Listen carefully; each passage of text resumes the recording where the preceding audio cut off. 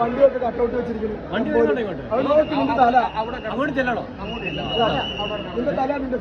ചേട്ടാ ഈ സ്വീകരണമൊക്കെ കണ്ടിട്ട് എന്ത് തോന്നി? ഞാൻ പ്രതീക്ഷിച്ചതിലും കൂടുതലാണ്. ഞാൻ ഇത്രയും പ്രതീക്ഷിച്ചില്ല, പക്ഷെ ഇത് കൊള്ളാം, രസമുണ്ട്. പുള്ളി ഡിസർവിംഗ് ആണ്. പുള്ളി അതിനുവേണ്ടി കുറെ കഷ്ടപ്പെട്ട് പഠിച്ചൊക്കെ വന്നു. അപ്പം പുള്ളി ആ സാഹചര്യം അനുസരിച്ച് കറക്റ്റായിട്ട് യൂട്ടിലൈസ് ചെയ്തു, പുള്ളിക്ക് കിട്ടി. അത് ഡിസർവിംഗ് ആണ്, അത് കുഴപ്പമില്ല. എനിക്ക് സന്തോഷമുണ്ട്. എനിക്ക് എല്ലാവർക്കും കിട്ടിയ സ്ഥാനങ്ങൾ സന്തോഷമുണ്ട്. എനിക്ക് എൻ്റെ കിട്ടിയതിൽ എനിക്ക് അതിൽ കൂടുതൽ സന്തോഷമുണ്ട്, അത്രേ ഉള്ളൂ. അതാണ് പോയിന്റ്. അതാണ് പോയിന്റ്. വൈൽഡ് കാർഡായിട്ട് വന്നിട്ട് ഇത്രയും വന്നില്ലേ, അതാണ് എന്റെ പോയിന്റ്. അപ്പൊ അതിലെ ഹാപ്പിയാണ്. Thank you.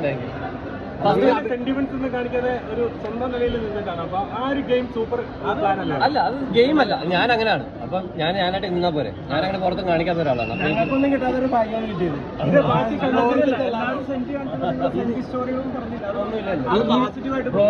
ഈ ഒരു സീസൺ എന്ന് പറഞ്ഞാൽ കുറച്ച് ടോക്സിക് ആയ സീസണാണ്. പക്ഷെ ചേട്ടനും ചിന്നയാണൊക്കെയാണ് കുറച്ച് നല്ല പേരായിട്ട് പുറത്തേക്ക് വരുന്നത്.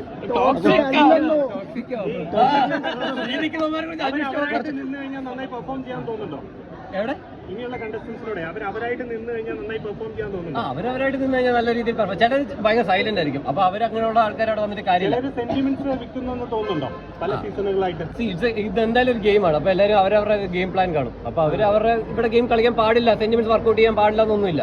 അവരവരുടെ രീതി ചെയ്യുന്നു, നമുക്ക് അക്സെപ്റ്റ് ചെയ്യാം. ഭയങ്കര വഴക്കൊക്കെ ആയിട്ട് നിന്നു, ഭയങ്കര എന്റർടൈൻമെന്റ് അഭിപ്രായം.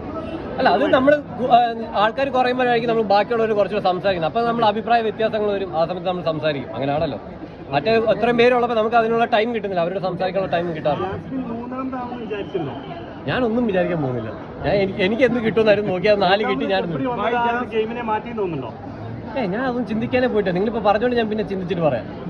അഭിപ്രായം ജാസ്മിൻ അവളായിട്ട് നിൽക്കുന്നുണ്ട്. പിന്നെ ഫേക്ക് ഉണ്ടോ ഇല്ലയോ എനിക്ക് ആളെ പുറത്ത് വെച്ച് അറിയത്തില്ലല്ലോ. ബാക്കി ഇനി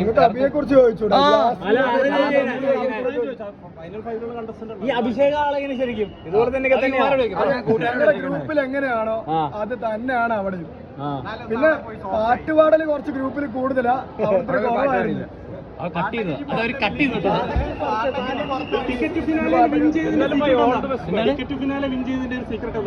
സീക്രട്ട് ഒന്നുമില്ല. ഞാൻ എല്ലാ ഗെയിമിലും 100% ഇടുമ്പോൾ അവിടെ ഒരു 150 കിട്ടും, അത്രേ ഉള്ളൂ. പിന്നെ ഞാൻ ടിക്കറ്റ് ഫിനാലെ എന്ന് പറഞ്ഞിട്ട് ഞാൻ ഒരു പ്രഷർ വെച്ചിട്ടില്ലായിരുന്നു.